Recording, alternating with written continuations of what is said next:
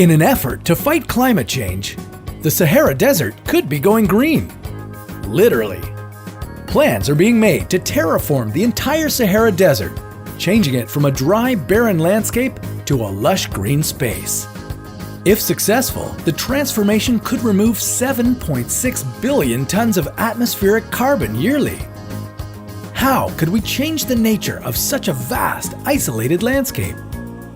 Could we afford the giant price tag that would come along with it? And have we ever done anything like this before? This is What If, and here's what would happen if we terraformed the Sahara Desert. The Sahara Desert is 8.6 million square kilometers in size.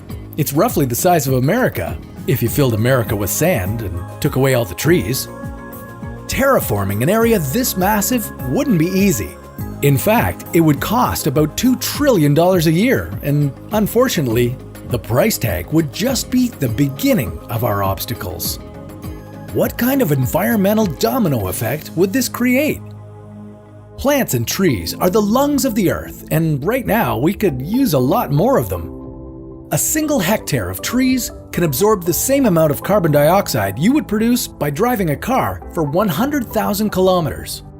If we could successfully terraform the Sahara, it would result in millions of hectares of trees being added to the battle against climate change. That all sounds great, but what are the odds we could pull this kind of transformation off? Believe it or not, we already have, just on a smaller scale. China's Kibuchi Ecological Restoration Project saw the successful greening of 1/3 of the Kibuchi Desert, with 70 different plant species over a 30-year time span. How could we scale that up for the largest hot desert on Earth? One idea is to plant crops and trees and then pump desalinated water from the coast of the Sahara to irrigate them. To prevent evaporation, the water would be carried by underground pipes to reach the roots directly.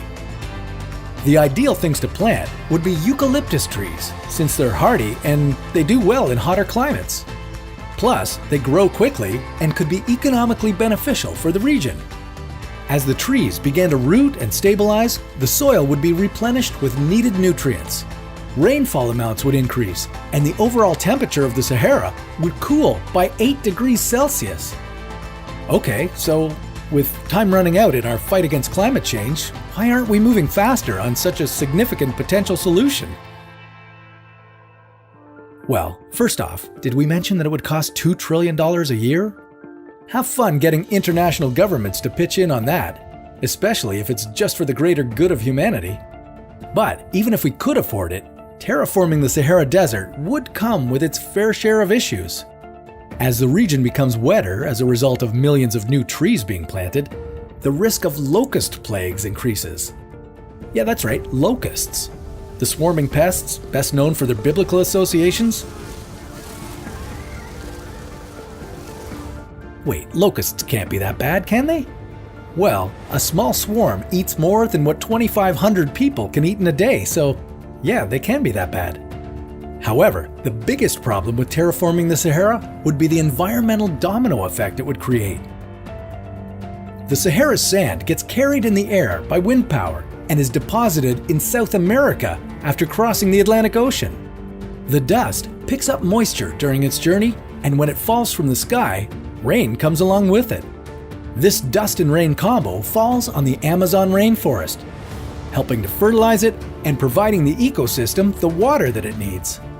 No Sahara could potentially mean no more Amazon rainforest, unless someone else steps in with a plan to avert that crisis.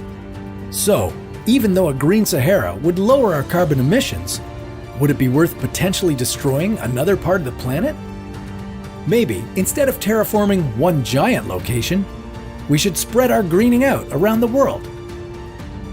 But that's a topic for another What If.